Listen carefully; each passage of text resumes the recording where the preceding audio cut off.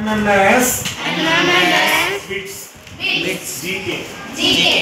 Knowledge లో మీకు important bits చెప్తారు కదండి. మనకి జనగణమన రచించింది ఎవరు? వందే మాతరం బంకించంద్ర చటర్జీ. జెండా మనకి 3 రంగులు. జెండా ఎన్ని రంగులు ఉన్నాయి? 3 రంగులు ఉన్నాయి, వైట్, ఆరెంజ్, గ్రీన్. మనకి జెండా రచించింది ఎవరు? మన రాష్ట్రాల క్యాపిటల్స్ చెప్పాం కదా.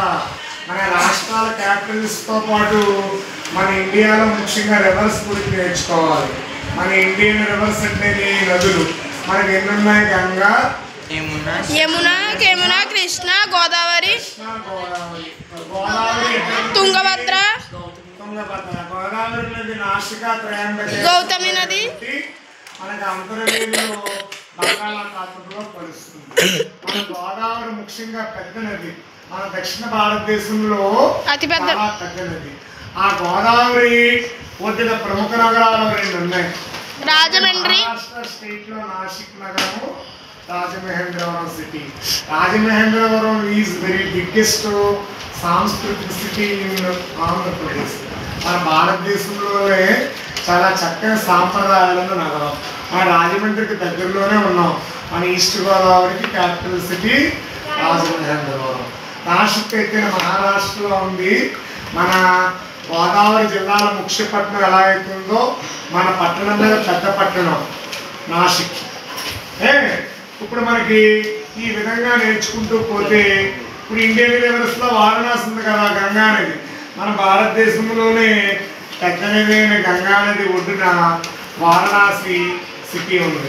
మన యాత్రికులందరూ కాశీ వెళ్తున్నారు కదా, చాలా డివోషనల్ ఆధ్యాత్మికమైన రాజధాని నగరం. మన గౌరవ నరేంద్ర మోడీ గారు assembly constituency member of parliament అయింది అక్కడే, మనకి వారణాసి.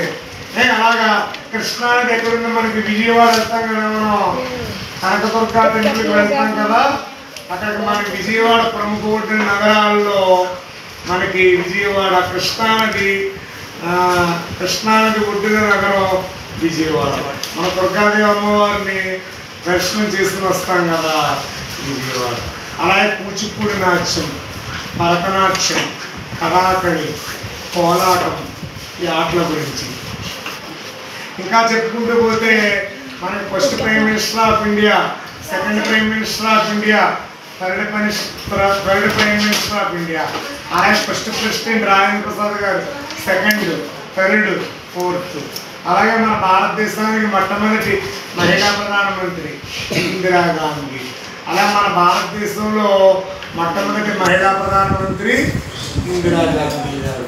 ఇందిరాగాంధీ గారి కుమారుడే రాజీవ్ గాంధీ. తమిళనాడులో ఉగ్రవాదులు ఆయన బెల్ట్ బాంబుతో చంపేశారు. చాలా దుర్ఘటనది. తమిళనాడు స్టేట్లో పెరంబలూరు దగ్గర ఆయన హత్య చేశారు. రాజీవ్ గాంధీ గారు అంటే మన భారతదేశంలోనే కాదు వరల్డ్లో మంచి ప్రముఖ లీడర్. ఆయన కుమారుడే రాహుల్ గాంధీ గారు. ఎవరో రాజీవ్ గాంధీ గారు కుమారుడు రాహుల్ గాంధీ గారు. అర్థమైంది కదా. అలాగే prime minister of India, Lok Sabha స్పీకర్లు. మన భారతదేశం, మన రాష్ట్రంలో మొట్టమొదటి ముఖ్యమంత్రి, ఇప్పుడు ప్రజెంట్ ముఖ్యమంత్రి శ్రీ నారా చంద్రబాబు నాయుడు గారు. ఇప్పుడు ప్రజెంట్ ముఖ్యమంత్రి సీఎం ఎవరు? నారా చంద్రబాబు నాయుడు గారు. మనకు అసెంబ్లీ కాన్స్టిట్యున్సీలు ఎన్ని ఉన్నాయి? మనకి ఇండియా క్యాపిటల్, మన స్టేట్ క్యాపిటల్, మన డిస్ట్రిక్ట్ క్యాపిటల్, మన గ్రామం క్యాపిటల్. మన మండలం ఎవరో ఇది రంగంపాలెం. మన తూర్పుగోదావరి హెడ్ క్వార్టర్ రాజమహేంద్రవరం. మన స్టేట్ క్యాపిటల్లో అమరావతి. మన ఇండియా క్యాపిటల్ న్యూఢిల్లీ. మళ్ళీ దేశాలన్నీ కలిపి యుఎన్, యునైటెడ్ నేషన్స్ ఐక్యరాజ్య సమితికి వెళ్తారు. అందులో శాసన సభ్యత్వ దేశాలు, అందులో సభ్యత్వం పొందిన దేశాలు. మన వరల్డ్లో అయితే మనకి ఇండియా చాలా అతిపెద్ద ప్రజాస్వామిక దేశం. అతిపెద్ద ప్రజాస్వామిక దేశం మన ఇండియా. సాంస్కృతిక సంప్రదాయాలున్న మంచి కంట్రీ మన ఇండియాకి పొరుగున నేపాల్ ఉంది, బంగ్లాదేశ్ ఉంది, మయన్మార్, బంగ్లాదేశ్, మయన్మార్ ఉంది, శ్రీలంక ఉంది. శ్రీలంక మన ఆర్థిక సంక్షోభం వచ్చింది కదా, శ్రీలంకలో చాలా మంది పాపం తిండి లేక చాలా అలమటించారు. పాకిస్తాన్, ఆఫ్ఘనిస్తాన్, మయన్మార్, బంగ్లాదేశ్, ఒక గుడ్డు కొనాలంటే నేపాల్, భూటాన్, చైనా, మయన్మార్, బంగ్లాదేశ్. బియ్యం కొనాలంటే కేజీ బియ్యం 500. ప్రజలందరూ కూడా చాలా ఆకలి బాధలు లాగెత్తాను. మా తమిళనాడుకి దగ్గరగానే ఉంది. శ్రీలంక క్యాపిటల్ ఏది? కొలంబో. నేపాల్ క్యాపిటల్ ఏది? కాఠ్మండు. ఆఫ్ఘనిస్తాన్ క్యాపిటల్ ఏది? కాబూల్. చైనా క్యాపిటల్ ఏది? బీజింగ్. లాస్ట్ ఇయర్ NMMS బిట్లో చైనా క్యాపిటల్ అడిగారు. ఈ సంవత్సరం నేపాల్ క్యాపిటల్ అడగొచ్చు. కాఠ్మండు గుర్తుపెట్టుకోండి. అక్కడే త్రిభువన్ ఇంటర్నేషనల్ ఎయిర్పోర్ట్ ఉంది. అలాగే విమానాశ్రయాల గురించి, ఓడరేవుల గురించి మనకి ఆంధ్రప్రదేశ్లో హిందుస్థాన్ షిప్ యార్డ్ విశాఖపట్నంలో ఉంది. ఆ బిట్టు కొంత స్టార్ మార్క్ పెట్టుకోండి. హిందుస్థాన్ షిప్ యార్డ్ మనకి విశాఖపట్నంలో. సందీప్ హిందుస్థాన్ షిప్ ఆ బుక్ తీసి దీని కింద అది పిసికేస్తుంది అట్టుకుని. హిందుస్థాన్ షిప్ యార్డ్ ఎక్కడుంది? విశాఖపట్నం. విశాఖపట్నం ఉంది. అక్కడ మనకి నౌకలు తయారు చేస్తారు.